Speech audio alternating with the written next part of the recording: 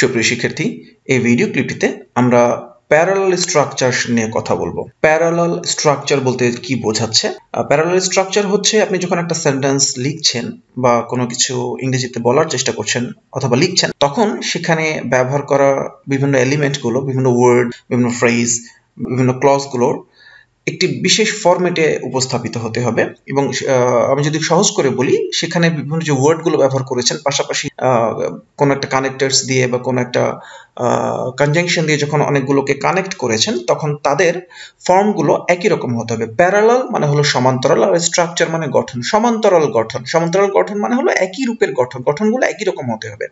এখন এভাবে আসলে সংজ্ঞায়িত করে কোনো কিছুকে বোঝাটা একটু কঠিন, তো আমি আরেকটা লাইন আপনাদের সামনে উপস্থাপন করতে চাই। একটি বাক্যের মধ্যে ব্যবহার করা বিভিন্ন উপাদানগুলির রূপ একই রকম হতে হবে, এটাকে আমরা বলছি প্যারালাল স্ট্রাকচার।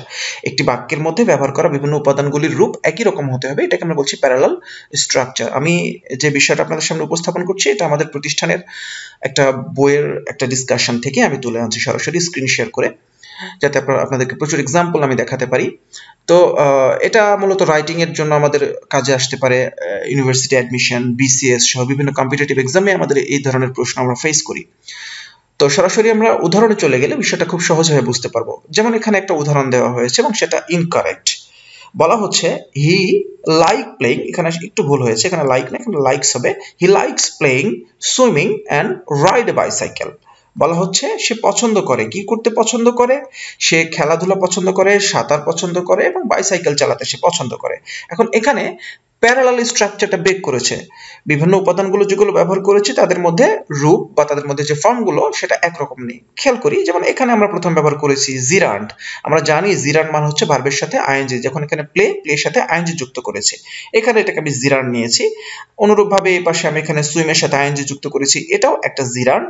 কিন্তু খেয়াল করি প্রিয় শিক্ষার্থী, এখানে অ্যান্ড কনজাংশন নিয়েছি, কনজাংশনের পরে এখানে আমি একটা ইনফিনিটিভ নিয়ে ফেলেছি, টু প্লাস ভার্বের বেস ফর্ম। রাইড মানে চালানো, সাইকেল চালানোর কথা এখানে বলা হচ্ছে। টু রাইড, টু প্লাস ভার্বের বেস ফর্ম, এটাকে আমরা বলছি ইনফিনিটিভ। তাহলে আপনি এখানে ইনফিনিটিভ নিলেন, এই পাশে আপনি আবার জিরান্ড নিলেন, এটা কি বলছে? Parallel structure. দুই রকম হয়ে গেল, এই পাশে আপনি জিরান্ড নিলেন, এই পাশে আপনি ইনফিনিটিভ নিলেন, দুই রকম হয়ে গেল। যে স্ট্রাকচারটা সেটা প্যারালাল হলো না, সেটা সমান্তরাল হলো না, একই রকম হলো না, এটাকেই বলছে প্যারালাল ব্রেক করছে। তাহলে এখন যদি এই জিনিসটাকে আপনার ঠিক করে লিখতে হয়, তাহলে কি করে লিখতে হবে? বাক্যের প্রয়োজন অনুযায়ী যদি এই পাশে জিরান্ড ব্যবহার করেন, তাহলে কনজাংশন যেখানে ইউজ করবেন তার পরের পাশে আপনাকে জিরান্ড ব্যবহার করতে হবে।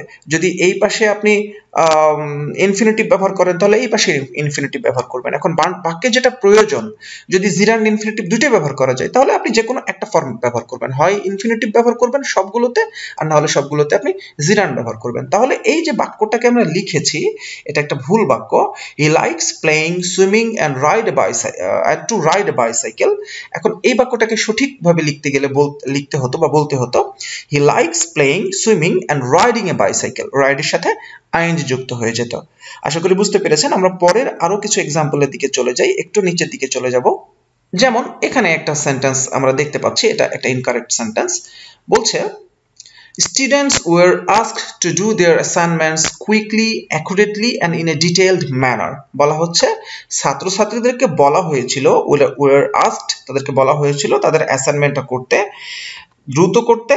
দ্রুত যেন শেষ করে, তারা বেশি সময় না নেয়, অ্যাকুরেটলি যথাযথভাবে করতে বলেছিল, অ্যান্ড কনজাংশন নিয়েছে, কনজাংশনের বলছে ইন এ ডিটেইলড ম্যানার, এবং বিস্তারিতভাবে ব্যবহার করেছে, বিস্তারিতভাবে তাদেরকে অ্যাসাইনমেন্টটা করতে বলা হয়েছিল। এখন এখানে আমরা মাথায় রাখি, এখানে বলা হচ্ছে কুইকলি, এটা হচ্ছে একটা অ্যাডভার্ব, এটা কুইকলি, অ্যাকুরেটলি এটাও একটা অ্যাডভার্ব, এবং এখানে আপনি অ্যান্ড ব্যবহার করেছেন, কনজাংশন ব্যবহার করেছেন। তাহলে কনজাংশন ব্যবহার করার পর এখানে আবার ইন এ ডিটেইলড ম্যানার, এটা একটু কেমন হয়ে গেল?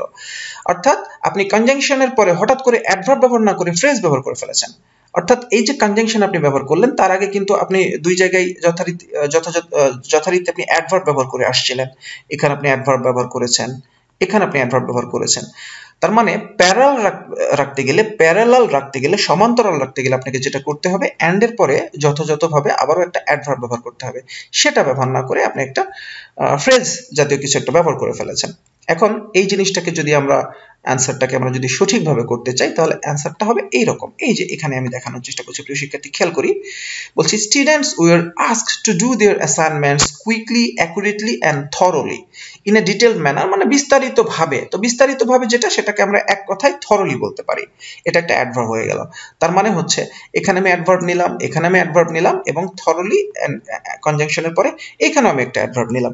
এটাকে আমি বলছি যে প্যারালালটা সঠিক হলো। যদি এরকম না হতো তাহলে সেটা প্যারালাল ব্রেক করতো। এরপরে আমরা আরো দুই একটা উদাহরণ দেখার চেষ্টা করি। এখানে যেটা উদাহরণটা আমি দেখতে পাচ্ছি আপনাদেরকে দেখানোর চেষ্টা করছি, প্রিয় শিক্ষার্থী খেয়াল করুন। A baby gorilla is strong, shy and it pays attention. বলছে একটা বাচ্চা গরিলা বা শিশু গরিলা সেটা শক্তিশালী হয়, লাজুক হয়, অ্যান্ড ইট পেইজ অ্যাটেনশন, এবং এটা মনোযোগ দিতে পছন্দ করে, যে কোনো কাজে সে মনোযোগ দিয়ে করতে পছন্দ করে। এখন আবারও খেয়াল করুন, এখানে অ্যান্ড আমি ব্যবহার করেছি, কনজাংশন ব্যবহার করেছি। কনজাংশনের আগে এখানে আমি শাই, এটা অ্যাডজেক্টিভ ব্যবহার করেছিলাম। স্ট্রং এখানে আমি অ্যাডজেক্টিভ ব্যবহার করেছিলাম। কিন্তু হুট করে আমি কি করেছি, এখানে অ্যান্ড এর পরে আমি ইট পেইজ অ্যাটেনশন, এখানে আমি একটা ক্লজ নিয়ে ফেলেছি বা একটা পূর্ণাঙ্গ সেন্টেন্স আমি নিয়ে ফেলেছি। এখানে আমি গরিলাকে বোঝানোর জন্য ইট ব্যবহার করেছি, তারপরে পেইজ এবং অ্যাটেনশন ভার্ব নিয়েছি এবং অবজেক্ট নিয়েছি যথারীতি।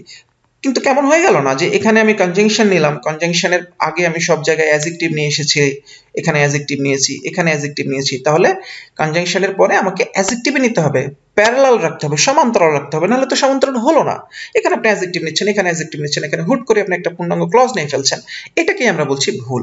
তাহলে এই বাক্যটাকে যথাযথভাবে লিখতে গেলে বলতে হতো a baby gorilla is strong, shy and attentive. যেহেতু সে মনোযোগ দিতে পছন্দ করে, কি যে কোনো কিছু মনোযোগ দিয়ে করে তাকে আমরা এক কথা বলতে পারি মনোযোগী, অ্যাটেন্টিভ।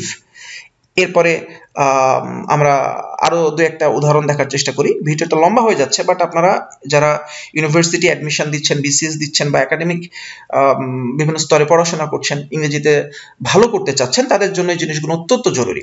এখানে বলা হচ্ছে mister Shaukat is a lawyer, a politician and he teaches. Mister Shaukat একজন লয়ার, উনি একজন আইনজীবী, একজন পলিটিশিয়ান, উনি একজন রাজনীতিবিদ এবং উনি পড়াশোনা করান, উনি পড়ান, মানুষকে পড়ান, উনি শিক্ষকতা করেন। একই প্রবলেম। খেয়াল করুন, আপনারা আশা করি এখন খুব সহজেই বুঝতে পারছেন। এখানে আমি কনজাংশন নিয়েছি, কনজাংশনের আগে কি এখানে আমি যথারীতি একটা করে নাউন নিয়েছিলাম, আর্টিকেল, লয়ার, নাউন। আবার এখানে আমি একটা নাউন নিয়েছি এবং হুট করেই আমি কি করেছি, এখানে অ্যান্ড এর পরে আমি একটা পূর্ণাঙ্গ সেন্টেন্স নিয়ে ফেলেছি, একটা ক্লজ নিয়ে ফেলেছি, হি টিচেস, উনি পড়াশোনা করেন। কেমন হয়ে গেল? তো এই যে ব্যক্তি পড়াশোনা করেন ওনাকে আমরা এক কথায় বলতে পারতাম যে উনি একজন টিচার। তাহলে বাক্যটাকে এইভাবে লিখলে ভালো হতো, mister Shaukat is a lawyer, a politician and a teacher. আশা করি বোঝাতে পারছি। এরপরে আমরা আরেকটা উদাহরণ দেখার চেষ্টা করব। এটা এই ভিডিও ক্লিপের সর্বশেষ উদাহরণ হবে, কারণ ভিডিওটা বেশি লম্বা হয়ে যাবে।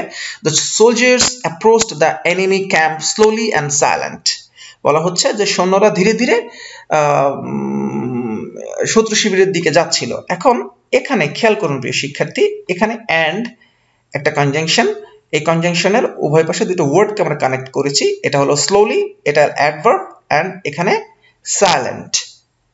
এখানে আপনি নিচ্ছেন সাইলেন্ট, এটা অ্যাডজেক্টিভ হয়ে গেল। যেহেতু আপনি ভার্বকে মডিফাই করাতে চাচ্ছেন, তো ভার্বকে মডিফাই করাতে গেলে বলছেন যে তারা এই যে যারা সৈনিক ছিল তারা শত্রু ক্যাম্পের দিকে এগিয়ে যাচ্ছিল। তো এগিয়ে যাচ্ছিল এই শব্দটাকে অ্যাপ্রোচ করছিল, এটাকে আপনারা মডিফাই করাতে চাচ্ছেন। তো ভার্বকে মডিফাই শুধুমাত্র অ্যাডভার্ব দ্বারাই করানো সম্ভব।